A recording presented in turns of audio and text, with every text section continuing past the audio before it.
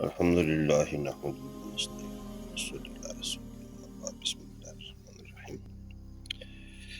مصر میں ایک شخص مسجد کے برابر میں رہتا تھا، پابندی سے اذان دیتا اور جماعت میں شرکت کرتا۔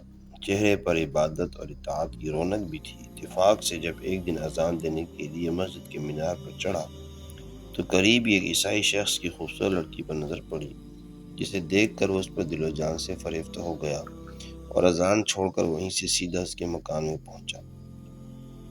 لڑکی نے اسے دیکھ کر پوچھا، کیا بات ہے، میرے گھر میں کیوں ہے؟ اس نے جواب دیا، میں تجھے اپنا بنانے آیا ہوں، اس لیے کہ تیرے حسن و جمال نے میری عقل کو معاف کر دیا ہے۔ لڑکی نے جواب دیا، میں کوئی تہمت والا کام نہیں کرنا چاہتی ہوں۔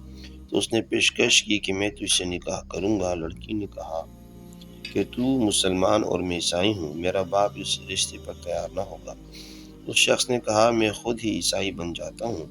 چنانچہ اس نے محض اس لڑکی سے نکاح کی خاطر عیسائی مذہب قبول کر لیا، نعوذ باللہ من ذالک۔